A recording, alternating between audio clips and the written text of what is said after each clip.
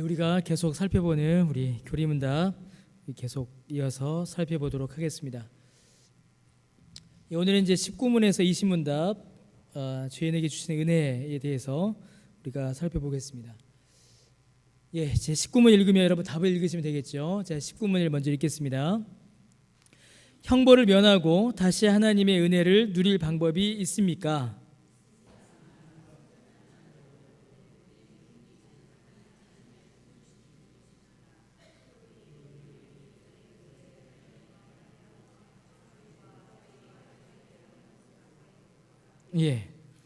우리가 형벌을 받아야 될 자들이죠. 우리가 왜 그렇죠? 하나님 앞에 범죄하였기 때문입니다. 그런데 하나님께서는 우리를 그 형벌 가운데 버려두지 않으시고 형벌을 면하고 하나님의 은혜를 누릴 방법을 주셨는데 그것이 무엇인가요? 구속자입니다. 구속자. 여러분 이제 저랑 같은 실수를 이제 범하지 않으신다라고 제가 생각하고 제가 범했던 이제 실수를 제가 성경 공부 중에 자꾸 제가 이렇게 말씀을 드립니다. 특별히 용어에 관한 이제 설명들을 드리는데 여러분 여기서 말하는 구속자는 여기서 말하는 구속은 뭘 말할까요? 아시는군요.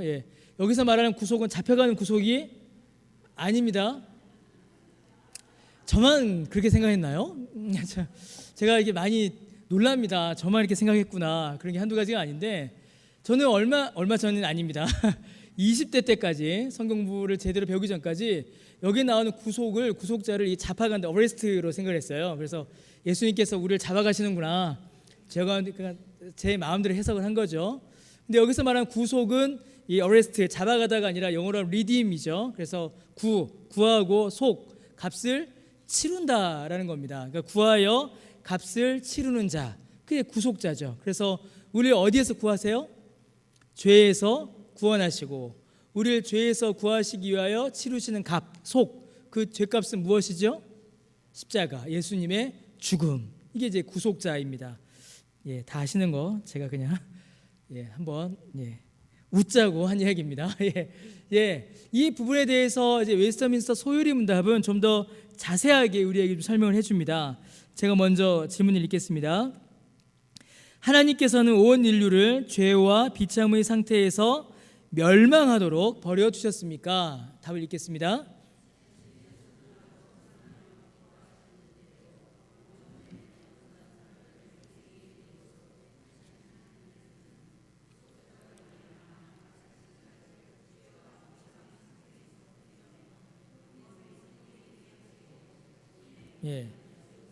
소요리 문답의 아주 짧은 문답이지만 이건 굉장히 많은 뜻이 그 안에 담겨져 있습니다. 하나님께서는 누군가를 구원하기로 결정하셨는데 왜 결정하셨냐면 그 사람이 잘해서 혹은 그 사람이 공로를 많이 세워서 혹은 그 사람이 잘생겨서가 아니라 무엇이죠? 순전하고 선하시며 하나님의 기뻐하시는 뜻대로입니다. 하나님 저를 왜 구원하셨습니까? 라고 질문하면 하나님이 뭐라고 답하실까요? 내가 하고 싶어서. 이게 하나님의 답입니다. 다른 게 없어요. 하나님 저를 왜 구원하셨죠? 그래 네가 어느 날 누구한테 선한 일을 해서 네가 헌금을 많이 해서 네가 목사라서 그래서 하나님께서 저를 구원하신 것이 아닙니다. 하나님께서 저를 구원하신 이유는 전부 다 순전하고 선하며 기뻐하시는 하나님의 뜻입니다. 그래서 우리 모두가 하나님 저를 왜 구원하셨습니까? 라고 질문하면 하나님은 똑같은 답을 주실 거예요. 그게 무엇이죠? 내가 하고 싶어서, 내 맘이야. 이게 하나님의 답입니다. 하나님이 구하시고자 하시는 그 뜻대로 우리를 구하신 것이죠. 그러니까 이게 얼마나 은혜입니까? 제가 이제 어떤 이야기를 하다가 이제 그런 얘기를 들었습니다. 어떻게 저런 사람도 저렇게 나쁜 사람도 구원받았다고 할 수 있느냐? 저한테 누가 질문을 하는 거예요. 저렇게 나쁜 사람도 구원받고 천국에 갈 수 있다라고 말할 수 있느냐라고 저한테 이렇게 질문을 누가 했습니다. 제가 뭐라고 말을 했을까요? 그래서 은혜입니다 라고 답했습니다. 그래서 은혜입니다. 저렇게 나쁜 인간도 저렇게 나쁜 짓 한 사람도 천국에 갈 수 있으니 그러니 그것이 은혜인 것입니다. 우리가 저 나쁜 사람 저 사람 과연 천국 가겠어라고 손가락질하는 그 사람과 여러분 우리 자신을 이렇게 놓고서 한번 비교해 볼 때에 사실 우리가 비난하는 그 사람들보다 우리가 잘한 게 그다지 많지 않다라는 것을 우리가 참 많이 느낍니다. 정말로 천국에 갈 수 없다라고 생각하는 저 사람조차도 예수 믿어 천국에 가니, 여러분 우리가 천국에 가는 것은 또한 얼마나 분명하고 확실하고 감사한 은혜가 되겠습니까? 만약에 공로 있는 사람들만, 착한 사람들만 천국 간다면 그것은 은혜가 아니죠. 그것은 은혜가 아니라 내가 사는 겁니다. 그런데 하나님께서는 순전히 선하시며 기뻐하시는 뜻대로 영원전에 선택하셔서 구원의 은혜를 베풀어 주셨습니다. 근데 그 구원의 은혜를 누구 통해서요? 나오죠. 누굴 통해서입니까? 구속자. 잡아가는 사람이 아니라 어떤 사람이요? 구원하여 값을 치르시는 분. 그 구속자를 통하여서 우리를 죄와 비참의 상태에서 건져내어 구원의 상태에 이르게 하신 겁니다. 그런데 구원의 상태에 이르게 하시려고 뭘 주셨어요? 밑에 보니까 은혜 언약을 주신 겁니다. 은혜 언약. 은혜 언약이 있으면 다른 게 있겠죠? 행위 언약이 있었습니다. 행위 언약은 뭘까요? 하나님께서 내가 너를 구원하겠다라고 하시는 그 언약의 조건이 행위가 되는 겁니다. 그래서 얼마나 잘하느냐에 따라서 하나님의 구원이 결정되는 것, 이게 행위 언약이에요. 근데 은혜 언약은 무엇이겠습니까? 내가 너를 구원하겠다라는 이 언약을 이루는 기준이 행위가 아니라 무엇일까요? 은혜인 것입니다. 은혜. 하나님의 은혜. 하나님께서 은혜를 베푸심으로 구원이 이루어지는 것. 그러면 여러분 그 구원의 은혜를 우리가 어떻게 받아 누려요? 감사함으로 받아 누리고요. 또 결정적인 게 하나 있죠. 이 구원의 은혜, 이 은혜 언약을 내 것으로 삼게 하는, 내 것이 되게 하는 너무도 중요한 거 하나가 있습니다. 그게 뭡니까? 그게 뭘까요? 모르십니까? 오늘 아침에도 말씀드렸는데, 아니, 그렇죠. 순종도 있고요. 믿음이죠. 뭐라고요? 믿음입니다. 믿음이 아니고선 이 은혜를 우리가 받을 길이 없습니다. 예수님을 구주로 믿는 그 믿음으로 이 은혜를 우리가 받아 누리게 되는 것이죠. 여러분, 죄의 비참함은 이렇게 두 가지로 나타납니다. 우리는 하나님의 법을 어겼습니다. 그러니까 불법을 행했죠. 이 불법을 행한 것만이 아니라 하나님의 법을 지킬 수 없는 무능도 우리가 가지고 있습니다. 그래서 우리가 저지르는 것은 불법이요, 하나님의 법을 만족하는 일은 우리에게 일어날 수가 없는 이런 비참한 가운데 우리가 처해져 있죠. 그래서 우리의 힘으로는, 우리의 능력으로는 하나님의 공의를 우리가 결코 만족시킬 수가 없는 겁니다. 그래서 우리 앞에는 죄와 형벌이 확정되어 있는 것이에요. 자, 그런데 여러분, 하나님은 영원하고 완전하십니다. 그래서 하나님의 공의도 하나님의 사랑도 완전해요. 여러분, 우리 안에서는 어떻습니까? 공의를 행하려면 뭘 양보해야 되죠? 사랑을 양보해야 되고, 사랑을 행하려면 뭘 양보해야 돼요? 공의를 양보해야 됩니다. 여러분, 그런 일 많이 있으시지 않습니까? 혼을 내려면 어떻게 해야 돼요? 사랑의 마음을 잠시 억눌러야 합니다. 사랑을 베풀려면 어떻게 됩니까? 매를 숨겨야 하죠. 그래서 사람은 불완전하기 때문에 공의와 사랑을 완전하게 행할 수가 없습니다. 동시에 행할 수가 없어요. 그런데 하나님은 영원하고 완전하시기 때문에 죄인을 심판하시는 하나님의 공의도, 죄인을 용서하시는 하나님의 사랑도 서로 충돌하거나 어느 것이 서로 양보되거나 하지 않고 둘 다 완벽하고 완전하게 이루어집니다. 이게 이제 하나님의 능력이죠. 우리와 다르신. 그럼 어떻게 이루어지겠습니까? 죄인을 심판하시는 하나님의 공의는, 그리고 이 죄인을 향한 심판은 누구에게 갈까요? 예수님께 가는 거예요. 구속자. 구속자께서 죄값인 사망을, 그 심판의 짐을 감당하시는 것입니다. 이를 통해서 하나님의 의를 만족시키시는 것이죠. 그래서 구속자가 이 만족하신 이 의를 누구에게 주시는 거예요? 죄인에게 주시는 겁니다. 그러니 하나님께서 죄인을 보실 때에는 죄인의 죄가 보이는 것이 아니라 뭐가 보이죠? 구속자가 이루어 놓은 의가 보이는 것이죠. 그래서 구속자를 믿는 그 믿음으로 말미암아 구속자가 이루어 놓은 그 의가 누구의 것이 되는 겁니까? 죄인의 것이 되는 거예요. 그래서 죄인을 심판하시고자 하시는 하나님의 공의도 완전히 이루어졌죠. 누굴 통해서요? 누구에게서요? 구속자에게서 이루어진 겁니다.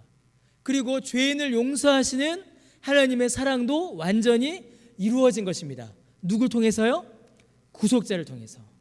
구속자를 통해서 하나님의 심판도, 구속자를 통해서 하나님의 사랑도, 구속자를 통해서 죄인을 벌하시는 하나님의 공의도, 구속자를 통하여서 죄인을 용서하시는 하나님의 사랑도 하나도 부족함 없이, 하나도 모자람 없이 완전하게 이루어진 것입니다.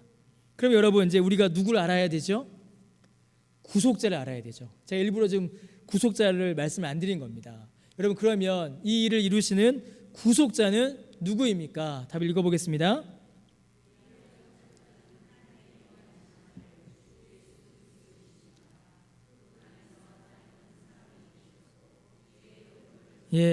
유일한 구속자는 누구라고요?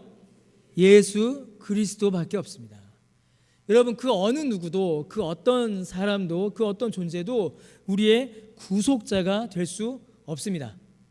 우리의 구속자는 오직 유일한 예수 그리스도밖에 없으세요. 지금 소율이 문답은 이걸 좀 더 자세히 설명을 해줍니다. 하나님께서 선택하신 사람들의 구속자는 누구입니까? 답을 읽어보겠습니다.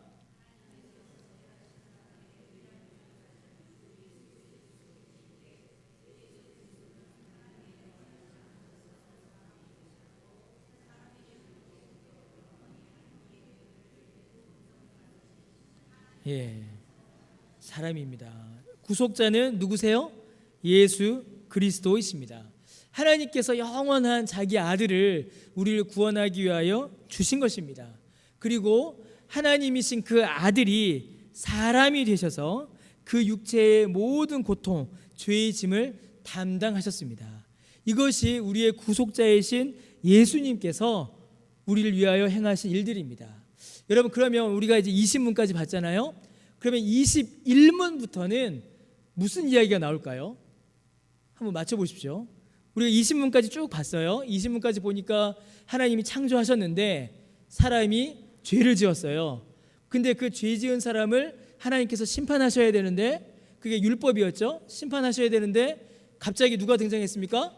구속자가 등장하여서, 구속자 예수 그리스도가 등장하셔서 하나님의 심판도 하나님의 사랑도 완전히 이루어 주셨어요.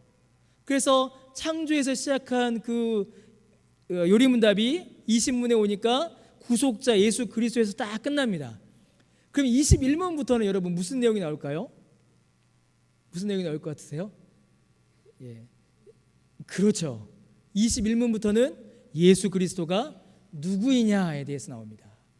우리를 구원하시고 우리의 심판을, 우리가 받아야 될 심판을 대신 감당하셨으며 우리를 영원한 죄에서 구원하신 그 구속주, 성경의 주제요, 하나님께서 모든 역사 가운데 선지자와 시편과 모세의 율법을 통하여 우리에게 알려주신 유일한 구원의 제목인 그 예수 그리스도, 그분이 누구신가, 그것을 이제 21문부터 우리에게 다음 주부터겠네요, 우리가 살펴볼 수가 있는 것이죠. 여러분, 하나님께서는 우리를 이렇게 구원으로 인도하십니다. 그리고 우리를 구원으로 인도하시기 위하여 여러 가지 은혜의 방편들을 우리에게 주셨습니다. 우리를 구원하신 그 구속주 예수님을 믿는 그 믿음이 우리 안에서 일어날 수 있도록, 우리에게 예수님을 믿는 그 믿음을 불러일으키시기 위해서 하나님께서는 우리에게 은혜의 방편들, 은혜의 도구들을 우리에게 허락해 주셨어요. 구원 얻는 도구요, 하나님의 은혜를 얻는 도구다라고 할 수 있겠지요. 자, 그것이 무엇인가? 자, 85문에 웨스트민스터 소율이문답 85문에 나옵니다. 제가 먼저 읽겠습니다. 죄 때문에 우리가 마땅히 받아야 할 하나님의 진노와 저주를 피하도록, 바꾸어 말하면 구속주 예수 그리스도를 믿도록 하나님께서 우리에게 요구하시는 것은 무엇입니까? 자, 답을 읽어보겠습니다.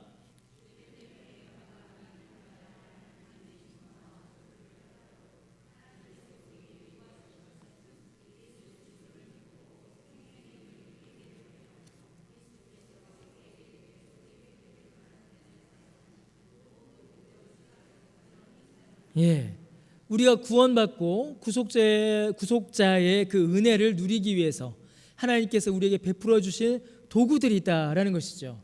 그래서 우리가 구원을 받기 위해서, 그 구속주의 은혜를 받기 위해서는 반드시 우리 안에 경험되어야 하고 우리 안에 있어야 할 세 가지의 도구가 지금 오늘 본문에 나타나는 것입니다. 첫 번째로 무엇이 있어야 돼요? 믿음이 있어야 합니다. 무엇을 믿는 거죠? 그렇죠. 예수 그리스도 그분만을 어떻게 믿는 겁니까? 구주로 받아들이고 오직 그분에게만 구원의 모든 은혜가 있음을 믿고 의지하는 이 믿음이 있어야 합니다. 그럼 여러분, 믿음 없이 우리가 구원받을 수 있나요? 없습니다. 믿음 없이는 결코 우리가 구원받을 수가 없어요. 또 하나, 두 번째로 우리에게 무엇이 있어야 하죠? 회개가 있어야 합니다. 자, 이 회개는 어떻게 이루어집니까? 읽어보겠습니다. 죄를 깨닫고 미워하며 돌이켜 하나님께로 향하는 것, 이게 회개예요. 자, 나는 예수 믿습니다. 나는 예수 믿어요. 이제 예수 믿어서 나는 이제 구원받았습니다. 그런데 여전히 죄를 반복하고 내가 죄인이라는 사실을 깨닫지 못하고 내가 이 죄를 용서받기 위해서는 예수님을 믿어야 한다라는 사실을 받아들이지 않는다면, 나는 나름대로 잘 살았고 나는 착한 사람이고 내 의의를 내 힘대로 이룰 수 있다라고 믿는다면, 그래서 죄로부터 돌이키지도 않고 그 죄를 계속 반복하며 하나님께로 돌아오지 않는다면, 여러분, 구원을 얻었다, 구원을 얻는다라고 말할 수가 있겠습니까? 없습니다. 그것도 구원 얻었다라고 말할 수가 없어요. 예수님을 믿는 그 믿음은 우리 안에서 회개를 불러일으킵니다. 여러분, 믿음이 먼저일까요? 회개가 먼저일까요? 믿음이 먼저일까요? 여러분, 믿음이 먼저인지 회개가 먼저인지 이거는 순서상으로 정확하지가 않습니다. 하나님께서 은혜를 주셔서 어떤 분들은 회개를 먼저 하시는 분도 계세요. 율법을 보다가 어떨 때는 양심의 가책으로 자기의 죄인됨을 깨달아 알아 눈물로 하나님 앞에 회개하는 분들도 있습니다. 회개가 먼저 일어나 자기의 죄에서 나를 구원해 줄 분이 예수님밖에 없다는 사실을 믿어서 믿음으로 나아가는 분이 계세요. 어떤 분은 반대로 먼저 믿음을 고백하는 분도 계십니다. 내가 예수님을 구주로 믿어서 말씀을 읽다 보니 그 심령 안에 무엇이요? 죄를 깨달아 알아 눈물로 회개하는 일들이 나타나게 되는 것이죠. 여러분, 믿음이 먼저일 수도 있고 회개가 먼저일 수도 있습니다. 그러나 중요한 것은 믿음이든 회개든 이 두 가지가 반드시 우리 안에 있어야 한다는 겁니다. 이 두 가지를 반드시 우리가 경험해야 합니다. 반드시 우리가 경험해야 되고 하나님의 은혜 안에서 이 두 가지의 믿음의 고백이 우리 안에 나타나야 합니다. 이 두 가지가 없이는 우리가 구원받았다, 이 두 가지가 없이는 하나님의 구원의 은혜를 우리가 누리고 있다라고 말하기가 사실은 굉장히 어렵습니다. 이 두 가지가 굉장히 중요한 것이죠. 더하여 이 두 가지, 우리 안에 믿음과 회개를 불러일으키기 위하여, 예수님을 믿는 믿음과 죄를 회개하는 그 회개를 불러일으키기 위하여 하나님께서 교회를 통하여 사용하시는 외적인 수단들, 도구들이 있습니다. 이게 세 가지가 있어요. 자, 첫 번째가 뭡니까, 여러분? 말씀입니다. 말씀. 오늘 오전에 제가 말씀드렸죠. 설교 때 말씀입니다.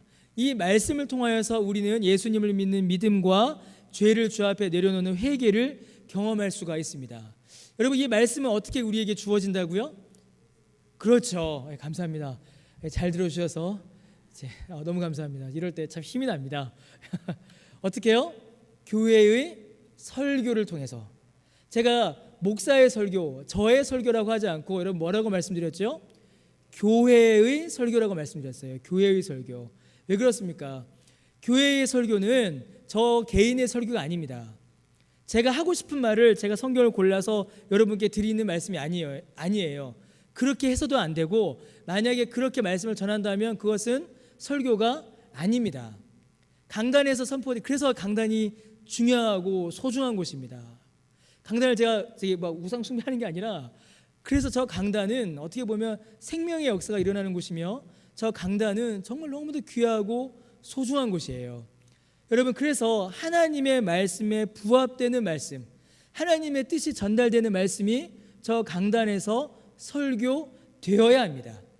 그래서 교회의 설교라고 하는 겁니다. 왜 그럴까요? 교회는 뭐죠? 그렇죠. 예수님의 몸이기 때문이에요. 그래서 교회의 설교라고 하는 것입니다. 예수님의 뜻에 일치하고 예수님의 교훈에 복종하며 성경의 말씀에 부합하는, 그런데 그것이 설교로 전해져요. 설교는 뭡니까? 설교는 그 때와 장소에 적절하게 주어지는 하나님의 말씀이에요. 그래서 여러분, 저는 이제 개인적으로 여러분 어떠신지 모르겠습니다. 정말 이제 탁월한 설교가들이 계세요. 정말 탁월한 설교가들은 이제 방송이나 인터넷으로 설교를 들어도 우리 안에 은혜가 될 때가 있습니다. 은혜가 될 때가 있어요. 제가 그건 뭐 완전히 무시하는 거 아닙니다. 그러나 여러분, 설교는 현장성이 매우 중요합니다. 현장성. 그러니까 설교는 오늘 여기 나에게 주시는 말씀이에요. 오늘 여기 나에게 주시는 말씀. 여러분, 이 사실을 꼭 기억하시기 바랍니다. 오늘 내가 처해 있는 그 상황에서, 지금 내가 살고 있는 여기에서 그 누구도 아닌 하나님의 말씀 앞에 서 있는 나에게 주시는 말씀이 바로 설교입니다. 그래서 설교는 그 현장성이 매우 중요합니다. 그 현장을 떠나거나 그 회중을 떠나거나 그 시간을 벗어날 때에는 그 말씀의 의미와 그 말씀의 교훈이 반감되기가 쉽습니다. 그래서 여러분, 참 제가 제 입으로 이런 말씀드려 죄송하지만 굳이 다른 교회, 다른 목사님 설교의 방송을 통하여 은혜 받으실 수도 있습니다. 은혜 받으실 수 있지만 되도록이면 우리 교회의 설교를 통해서 하나님의 은혜를 경험하시기를 부탁을 드립니다. 참 부탁드립니다. 왜냐하면 여러분, 우리 아이를 위한 음식은 누가 제일 잘 만듭니까? 우리 엄마가 제일 잘 만들거든요. 저는 여러분, 표현이 적절할지 모르겠습니다. TV에 보면 유명한 셰프들, 유명한 요리사들이 많이 나오잖아요. 그분들이 막 요리도 하지 않습니까? 근데 저는 별로 그분들의 요리가 별로 저에게는 감흥이 없어요. 먹어본 적이 없거든요. 그분들이 무슨 요리를 만드시는지, 그분들이 누굴 위해서 요리를 만드는지, 그 요리가 정말 너무나도 아름답고 비싸고 고급스러워도 지금 여기 앉아있는 저를 위한 요리는 아닙니다. 지금 여기 앉아있는 저를 위한 요리는 누가 하는 겁니까? 주방에서 음식 만들고 있는 제 아내가 하는 거죠. 우리 어머니가 하는 겁니다. 여러분, 설교는 그와 비슷합니다. 지금 여기 나를 위한 말씀, 그 사실을 여러분 기억해 주시기를 부탁을 드리겠습니다.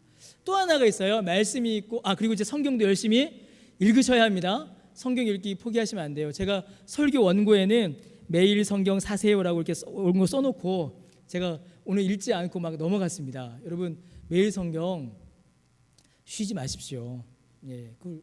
그 좋은 걸 왜 쉬십니까? 매일 성경 쉬지 마시고 말씀을 묵상하고 말씀을 계속 함께하는 일들을 멈추지 마시기를 다시 한번 부탁드립니다. 또 하나가 있죠. 무엇이죠? 말씀이 있고 성례가 있습니다. 성례. 오늘 우리가 했죠. 성례를 통하여서 예수님께서 우리를 위하여 그 살을 찢으셨고 우리를 위하여 그 피를 흘리셨다라는 그 복음의 핵심을 우리가 눈으로 보고 입으로 먹고 마셔서 우리의 온 몸으로 경험하는 일들이 우리 안에 있는 것입니다. 그래서 설교는 뭐라고 하냐면 귀로 듣는 말씀이다라고 하고요. 성례는 가리켜서 눈으로 보는 말씀이다라고 합니다. 그래서 오전에 설교에 말씀드렸던 것처럼 떡을 먹고 잔을 마시는 분들도 떡을 먹고 잔을 마시기 때문에 이 성찬이 효력이 있는 것이 아니라 뭐 때문이에요? 예수님을 구주로 믿는 그 믿음 때문에 이 성찬이 효력을 가지는 것입니다. 그리고 오늘 성찬하면서도 옆에서 여기 우리 초등부 여기 이 자리에 앉았었는데 떠들고 나는 언제 먹냐, 나도 먹자, 선생님은 왜 먹어요, 나는 안 주고, 그렇게 투정 부렸던 초등부 아이들과 또 오늘은 이제 성경학교 때문에 올라오지 않았지만 유치부, 유아부 아이들도 그 아이들이 먹지 않고 마시지 않는다고 하여 그 은혜에서 소외되는 것이 아니라 그 아이들이 예수님을 구주로 믿는 그 믿음이 있다면 눈으로 봄으로 그 은혜를 받아 누리게 되는 것입니다. 성찬만큼 이 복음의 은혜를, 복음의 내용을 우리에게 정확히 보여주는 것이 사실은 없습니다. 그래서 여러분, 원래 이제 성찬은 우리 교회는 이제 약간 약식입니다. 우리 교회에서는 성찬의 방식은 약식이에요. 실제로 이제 그 초대교회 때도 그랬고 이제 개혁주의 신학을 가지고 있는 많은 교회들은 성찬을 할 때 어떻게 하냐면 눈앞에서 실제로 떡을 이렇게 찢습니다. 떡을 찢어요. 이렇게 떡을 찢는 것을 눈으로 보는 거죠. 떡이 찢어지듯이 예수 그리스도의 몸이 찢어짐을 우리가 보는 거죠. 그리고 떡도 우리는 이렇게 칼로 잘라서 예쁘게 드리지만 어떻게 할까요? 이렇게 손으로 벅벅 찢어서 줍니다. 그러니까 제가 이제 개척하여서 사역하였던 그 교회에서 성찬을 그렇게 했습니다. 찢어서 손으로 벅벅 찢어서. 그래서 끝나고 나면 꼭 한 명씩 저한테 와서 한마디 해요. 왜 이렇게 조금 주세요? 혹은 왜 이렇게 많이 주세요? 막 이렇게 한마디씩 합니다. 뭐 많이 먹으면 좋잖아요. 그래서 이게 찢어서 주고, 잔도 어떻게 할까요? 직접 앞에서 이렇게 잔과 이게 항아리 병에 포도주를 담아서 이렇게 직접 이렇게 붓습니다.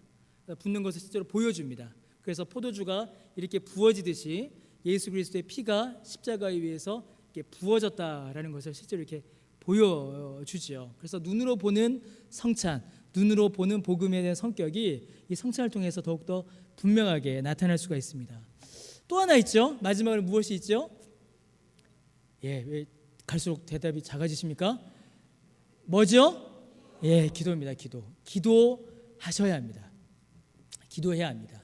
하나님께서는 우리에게 기도를 통하여서 이 복음의 은혜를 더욱더 절실히, 더욱더 분명히 확실하게 깨닫게 하여 주시고, 깨닫는 지식만 주시는 것이 아니라 견고한 믿음의 능력도 이 기도를 통하여서 주십니다. 말씀을 아무리 읽고 성례를 아무리 열심히 참석하여도 사랑하는 성도 여러분, 기도하지 않으면 설교가 끝나는 순간, 성찬이 끝나는 순간 그 모든 은혜가 신기루처럼 사라져버립니다. 그냥 사라져버립니다. 기도하지 않으면 기억하지 못하고, 기도하지 않으면 붙들지 못하고, 기도하지 않으면 그 능력을 경험할 수가 없습니다. 여러분, 그래서 우리가 말씀을 읽고 말씀을 듣고 말씀을 공부하는 것도 너무 중요하죠. 너무 중요합니다. 제가 와서 지금 맨날 하는 게 성경 공부지 않습니까? 그거 너무 중요합니다.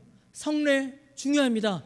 경건한 마음으로 성찬에 참여하고 떡과 잔에 참여하여 복음의 은혜를 확인하는 것도 중요합니다. 그런데 그거만큼 중요한 게 기도입니다. 결코 기도는 가볍지 않습니다. 기도야말로 우리의 믿음을 참된 믿음 되게 하고, 기도야말로 하나님께서 주시는 힘과 능력을 우리의 삶에서 발휘하게 해주는 은혜의 도구요, 은혜의 방편이요, 은혜의 실제가 되는 것입니다. 여러분, 힘써서 기도하시길 부탁드립니다. 힘써서 기도하시길 바랍니다. 힘써서 기도하시고 때를 가리지 않고 기도하시고 시간 있을 때마다 기도하시기를 부탁드립니다. 그러면 여러분, 기도를 어떻게 해야 될까요? 방금 말씀드렸죠. 때를 가리지 않고 열심히 하셔야 된다고요. 제가 왜 이 말씀을 드리냐면 찬양에 대해서 하나 더 말씀드리고자 하기 위해 이 말씀을 한번 더 드리는 겁니다.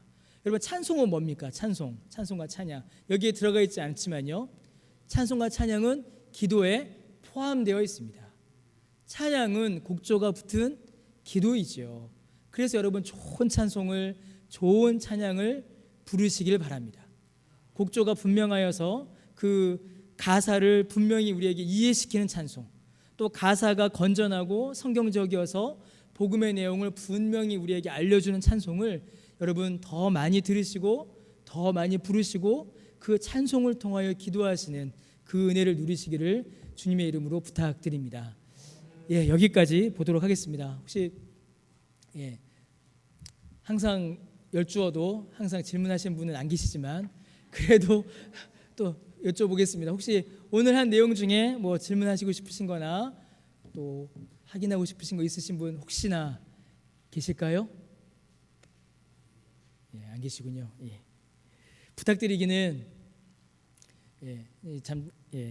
말이 길어지면 잔소리가 되지만 참으로 부탁드리기는 말씀을 좀 더 가까이 하시고 성례를 소중히 여기시고 기도에 열심을 내시는 우리 저와 여러분, 우리 강병교 성도님들 되시기를 참으로 부탁드립니다. 그것이 우리 교회를 새롭게 하고 참으로 그것이 은혜가 충만하며 은혜의 역사 가운데 있는 교회이고 우리의 신앙생활입니다. 그 은혜를 좀 더 열심히, 좀 더 많이 풍성히 누리시기를 주님의 이름으로 부탁드립니다. 우리 함께 찬송하겠습니다.